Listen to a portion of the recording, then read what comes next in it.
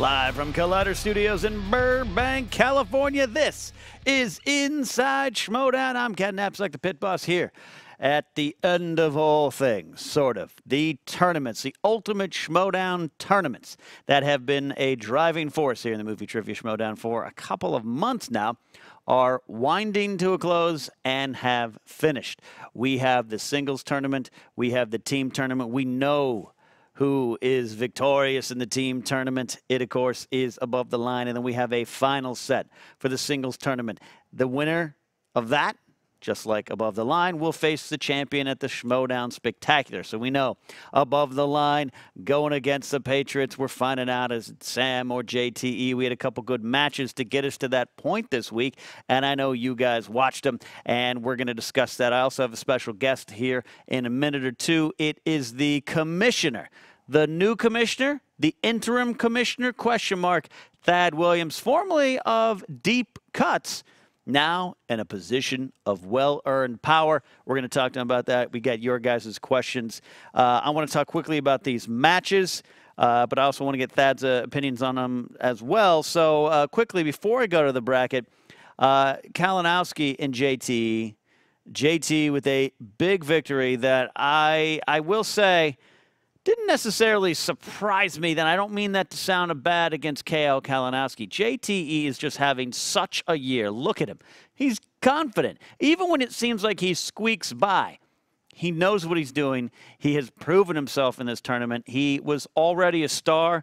He might be on the way to being a legend. And trust me, it pains me to say that. You know I've been fighting the Lion's Den for a long time. I've been watching the Lion's Den so intently that you can almost start to see things and understand a little bit of where they get to, but it still sickens me. But JTE holds his hands up in victory. And then in the team finals, the big victory from above the line. Drew and the inglorious one, Sam Levine, McWeeny and Levine. Big victory. A lot of credit to Team Action for staying close, coming back from a deficit early. Drew and Ben are for real, I believe. I think they are part of the future of this league, both in competition and out of it with their mouths. They have a skill of running wild on opponents, cutting them down, getting under their skin, and I think they are stars now. They've cemented themselves as that future with their performance in this tournament. So tough loss for them. I know those guys take it hard, but I think they're on their way. But speaking of on their way, above the line, moving on to Schmoedown Spectacular. Let's bring up that bracket of the tournaments here, starting with the singles. This is our path here. You know that final is coming. It is tomorrow, dropping on our YouTube channel here, Collider Video. The Inglorious One versus Little Evil JTE. That is good. Bring up that bracket again, the singles one, Cody. Look at this path to victory. JTE defeated Drew McWeeny, his partner, Jeff, the Snyder, and Mike Killer, well, formerly Killer, KO Kalinowski. That is 3 giant victories for JTE to get to this position to face Sam for the tournament finals. That's impressive stuff, but not to be outdone. The Inglorious One defeating the Beast, a former crown champion in a lot of people's mind, a future champ, Bibiani. Then he goes and defeats his rival, Roca. Then defeats Rachel Cushing. No small feat. I think Rachel could be a future champion, and that sets up an amazing finale dropping tomorrow. Go to that team tournament here. Look at that bracket. That is what Above the Line did to get to where they're. Well, not 6 degrees. It ruined my dreams of a team title, Nerds Watch. We'll see what's going on there. And then DC movie news, no small feat. Wolves is still, perhaps retiring a former champ and a contender. And Team Action along the way, part of that old school versus new school action with Top 10, defeating Trek and defeating Deep Cuts, which leads me to my very special guest. Well, I can't say former member of Deep Cuts, but definitely the current commissioner of the Movie Trivia Schmoedown League, Thadd Williams. Hey, Ken, how are you? I'm as good as your shirt, man. Oh, thank you. Thank It's you. a barbecue shirt. Yeah. I'm in love with you even more. Why, thank you very much. Let's talk about just what's going on in these tournaments. It's been a wild time. And then the commissioner, Christian Harloff, steps away. And you come out of nowhere. I have to admit, I was surprised, pleasantly surprised. I'm glad it wasn't Tom, but surprised that you got the call. Take me behind that. Yeah, I mean, Christian came to me as he was planning his segue out. Yeah. For a couple of weeks while he was planning his little break, his well-deserved break. Well-deserved. And he was thinking about who to go with and called me up, and I thought it was just about the most craziest thing I've ever heard. But crazy enough, it just might work, and I'm happy to be here. So Christian Jones, our fan out there, Christian with the C, asks this question pretty directly. What made you accept the commissioner job? What was the final thing in your mind that said, I can do this and want to do this? Well, you know, Christian and I had a couple of meetings about it, and the more he explained it to me, the more I thought that I was the best person for the job in this moment. Right. There's a lot of factions going on. There's a lot of craziness happening behind the scenes. People in the tournament and out of the tournament. Yeah.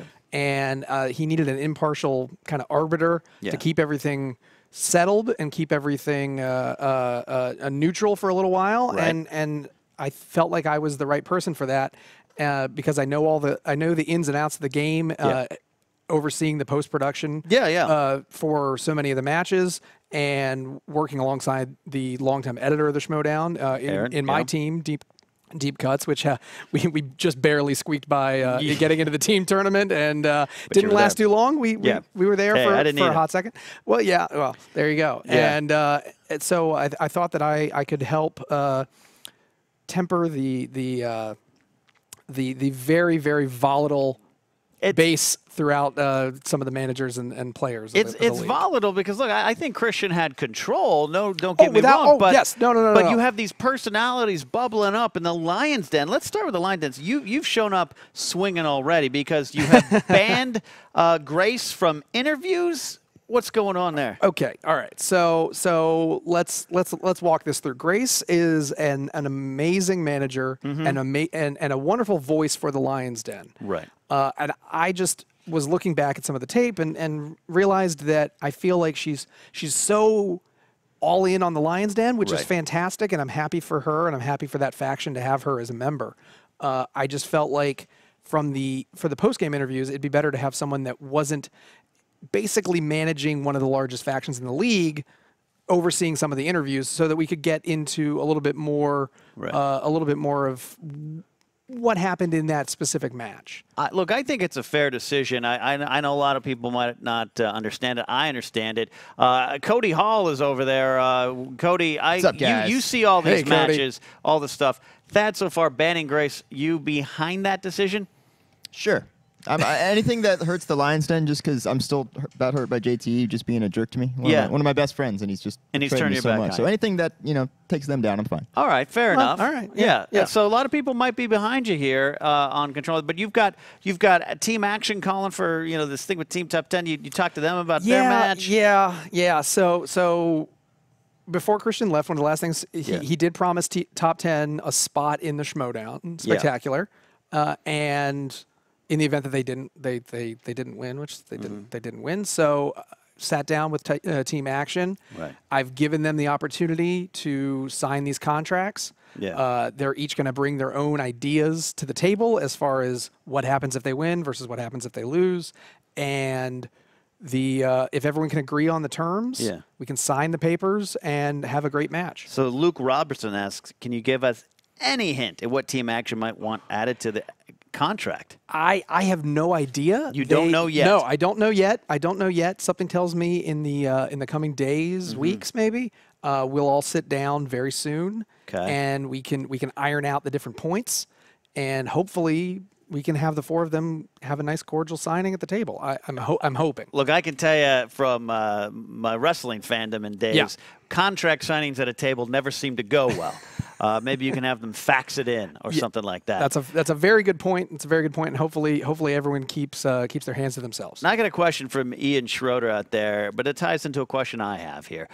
He says, if you could make one lasting impact as a commissioner, what would it be? But then that makes me think, you have this interim title around it. Is it going to be like Senator Palpatine in the prequels when Jar Jar votes in Dello Felikits, let's give him power, and then you never give it up? What's going on? Is Christian coming back? I'm confused. I am the interim commissioner. I am not going to do this forever. Okay. I did not run for office or anything like that. Right. And Christian and I are going to sit down soon, and we're gonna hammer out the terms of my commissionership. Right. And you know, as soon as those terms have been met, he can have it back, and I'm simply keeping his chair warm while he takes a break.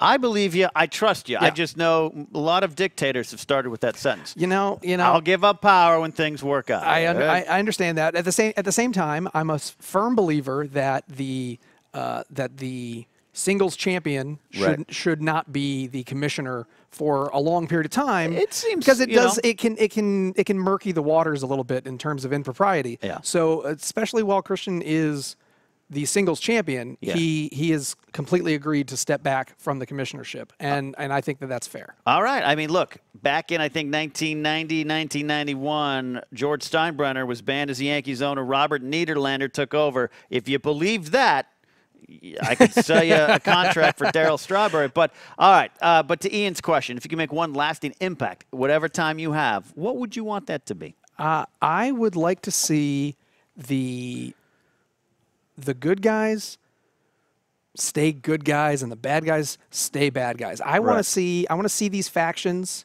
work out amongst themselves. I think that there's a lot of craziness happening right now. You've got Nino, you've got Washington, you've got all these different people running around as the managers and players and all this kind of thing. And I just want some clear-cut definitions.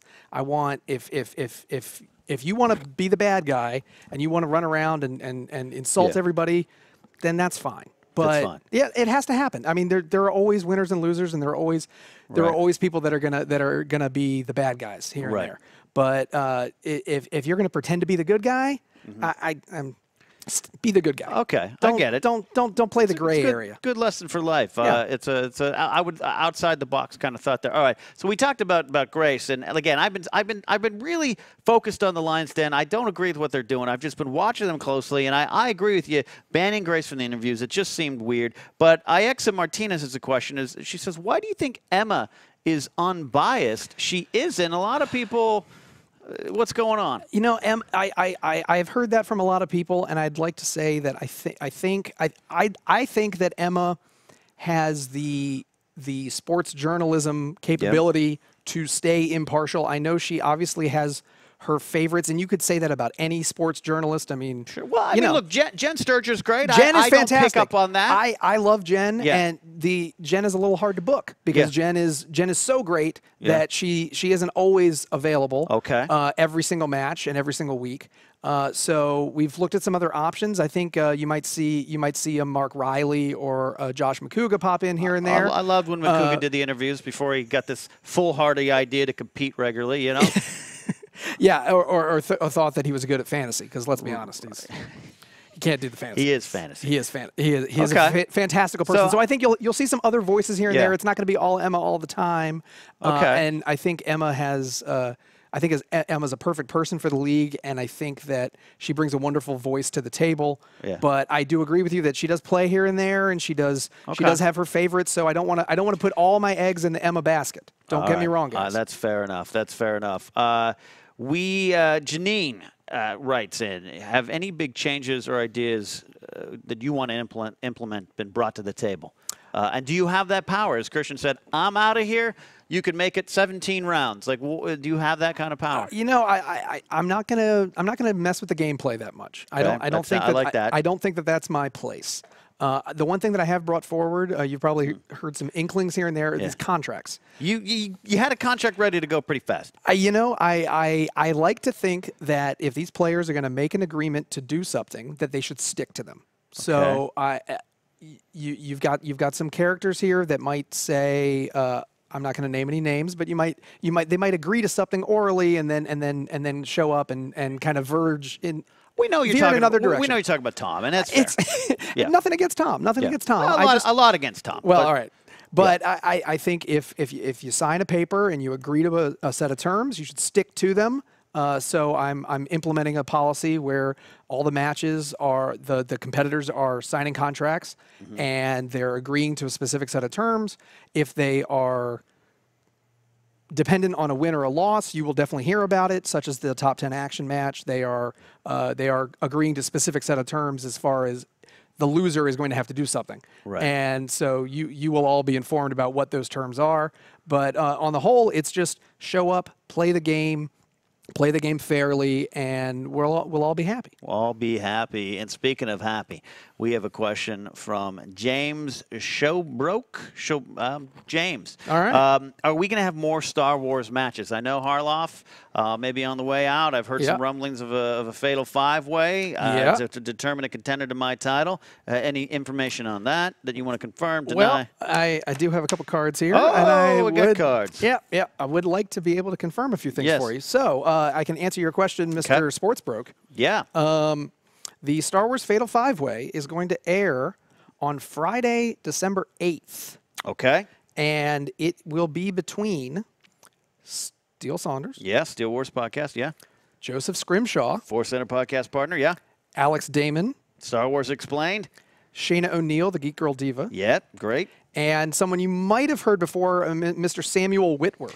Oh, yeah. Yeah, are you familiar with this fella? Familiar with the Warrior. Yeah? Yeah. You've met him a couple times. I've met him in the field of battle, as it were. Yeah, and the winner of that match will go on and go against you in the Spectacular. Wow. You're going to defend your belt. Yeah. It's been a while. It's been a while. You feeling up to it? I'm always ready for Star Wars. A little bit of studying doesn't hurt, but I am ready for that. Wow, that is a star-studded lineup of a lot of contenders. I don't have a favorite yet. I kind of want to see what I can do against Sam one-on-one. That'd be a hell of a match. But I know Joseph, I know Alex pretty well. Steele, I know as well. Geek Girl Diva, someone just on my radar screen, but I know her love of Rebels is deep and wide. So she is a Star Wars fanatic. So I'm not counting out anyone from that Fatal Five-Way. Yeah, I think that will be a great five-way match and lead to a fantastic match in the Spectacular. We see that on December 8th. All right. Brian Nussbaum asks a final personal question for you as we start to wrap up here. Sure. Are Deep Cuts still a team? Deep Cuts are still a team. Yeah. I will say that we are taking a step back. We will not be competing the rest of the season. Okay. And you may or may not see us next year. We'll see how it goes. We're both very busy individuals with our Schmoedown duties. Sure. So getting ready for a match is a little hard. But I can actually preview one match that is going to happen this season. I would love that. What's on that card that you got to deliver? As we all know, next week is the Inner Geekdom match. Yeah. We got the qualifier followed by the Fatal Four-Way. Yep. But the 28th, Tuesday the 28th, we're going to have a regular competition match.